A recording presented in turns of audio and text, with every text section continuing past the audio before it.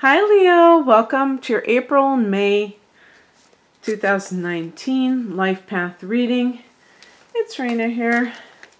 It's been interesting when I've pressed play with a lot of these readings of this particular series that it blurs and then it goes clear, because it's kind of symbolic of what this reading is intended to be for you. Is really like if you feel at a crossroads.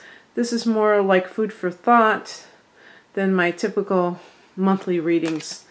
This is covering the next couple of months and just, I don't know, ideas of how to proceed or just what is going on in your particular situation. I will explain the meanings of the positions. It's a very simple 4-card spread. Okay, I've been getting Empress a lot. So, where you are right now. So for Leo, we have the Fool card. I love this card so much, and look at how prominent the Sun is, because this is a very positive card. The yellow in the background indicates that kind of joy, but it's like kind of a free-wheeling, carefree joy that has to do with going off without knowing exactly where you're going because of that trusting in the universe. And you have emerged since last year, or maybe even we could say earlier this year when you had the... Did you have any kind of an eclipse in January? I'm trying to remember if Leo did. But definitely you have been having eclipses the last couple of years, and that has been a change agent for Leos, Aquarians, all the fixed signs really, but especially for Leo and Aquarius. And you are somebody who is naturally associated. It's funny, 3 out of the 4 cards have backgrounds with yellow, and yellow is the color of the sun. And so there's a connection with joy, and also the color yellow is connected to the 3rd chakra of power and success. You know, it's the color of gold, you know, money, success, the 3rd chakra. So this may be that you are taking a chance on something and not really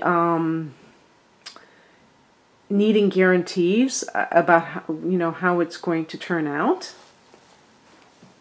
The next card is where you want to be. This is the Page of Cups. So this would be a new endeavor that involves some kind of either the healing arts or an artistic project. I get a strong artistic sense because we also have the Empress. But it could even be like in a personal relationship where maybe with a Pisces, because it's connected to Pisces, but with this sense of that newness of the relationship, the innocence, the idea of sensitive type of a relationship where maybe in the past you were having a drama-filled relationship, something that was more quote-unquote passionate, but it wasn't necessarily sensitive. And this is more of that type of relationship, which is a truly romantic energy. And the Page of Cups, too, I mean, it's in saying where you want to be. If we look at it from the person's demeanor, I think there's a lot in common, actually, with the Fool and the Page of Cups. So, the difference is that the Fool is the major arcana and the Page of Cups is the minor arcana. But the Page of Cups sometimes is accused of being a fool because they tend to be very innocent and very trusting. And the Fool card is about being trusting. But sometimes even the Fool card can indicate literal foolishness, because the person may be living not in a delusional state, but they are one of those types of people that is just so constantly how would I put it, just very positive about their life, but almost like overly optimistic and not necessarily looking where they're going when you're talking about the Fool card. And the Page of Cups is somebody who likes to believe others, who wants to believe that something is true, and they don't want to doubt others or accuse others of doing something. And maybe this is a situation where you're taking a chance romantically with somebody that on the surface maybe it seems like a risky situation. Maybe your age difference, maybe you're a lot older than this person, and you're wondering, am I coming across as a fool because, you know, this person could turn out to be using me and I'm just here having a grand old time and thinking that it's true love, and maybe they're playing me for a fool. And if that's the case, it's probably not something that you've done before, and you just may be smitten with someone in particular, and you're not going to take I was going to say you're not going to take any chances. Actually, I mean the opposite of that. You're willing to take a chance on love, and you want to be, you know, with the Page of Cups, you want to trust. But the question is it just, you know, innocence, or is it naivete that is at play here?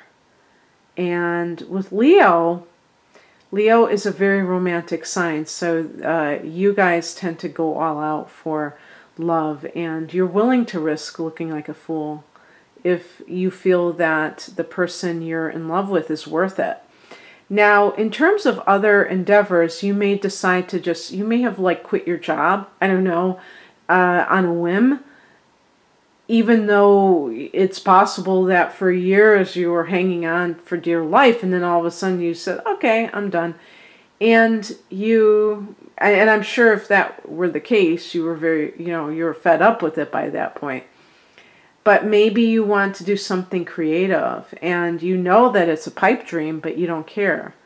You want to do it because you just feel it in your heart. The first step that you have to take is represented by the Nine of Pentacles, and this is a card of financial self-reliance. So if you are employed right now, you may want to set up a fund so that if you have an artistic project that you want to devote all your time to, that you know, I need X amount of money to be able to, you know, pay all my bills for 6 months, for instance, and just plan that way. In some cases, there may be alternatives where you can still be able to do this. Maybe you have some kind of savings or like what do they call those? Maybe it's like I don't know if they still have those treasury bonds or something like that, or an IRA plan that you can tap into. But the Nine of Pentacles is about being financially self-sufficient, and it could be that you are that you have this already, and that it's not anything that you have to fear, but you may have been kind of like resisting taking out the money for whatever reason. I mean, it makes sense. I mean, if you know, are risking a penalty, then it can make sense why you would be reluctant to do so. But the first step is to, I think really, even, you know, those are kind of details that depend upon your particular situation. So it's not that I never tell people what to do, but actually this would suggest that the first step would be to look at how you can get to this point if you're not there already. So kind of researching, okay, how much money do I need to be able to last for X amount of time, and what can I do to get there, and things like that. And the outcome is the Three of... I did this before in another reading because I was looking at the number, Three of Empress. The Empress card, which is a major arcana card that is connected to fertility. So, I mean, it's possible maybe you are, thinking, hey, I do want to have a child. Leo is connected to children, so that doesn't surprise me one bit. But perhaps it's something that you've never done before. And so the Fool card would be you're going off into this new direction of parenthood. And you may just be trusting that I think it's going to be all right. The Nine of Pentacles can be, do you have enough money to swing it? And finding out, like, how can I do this? How can I, like, feasibly, is this feasible to actually have a child right now? But the outcome is having that child. It's creativity too. So it could be creating a child, but it could be creating a work of art. The Empress is connected to Venus. So it does connect with love, but it also connects with art and abundance. And so maybe it is possible to be an artist and not be a starving artist. Maybe you can make this happen, Leo, because you may have a lot of creativity with the Page of Cups, and you may figure out something that can make you financially independent from, like, this great idea. So creativity is very strong with you in April and May. And actually, I'm trying to think. Yeah, I mean, for you, all this year until December, you do have Jupiter in your 5th house of creativity, Leo, in the sign of Sagittarius. So this is something transit-wise that has been really affecting you since last November. So in any case, I hope that you enjoyed this, and if you would like a personalized astrological version of this reading or any other type of reading, please go to rainandmoonastrology.com. I have provided the link below so you can check me out easier, and I wish you a great next couple of months. Take care. Bye.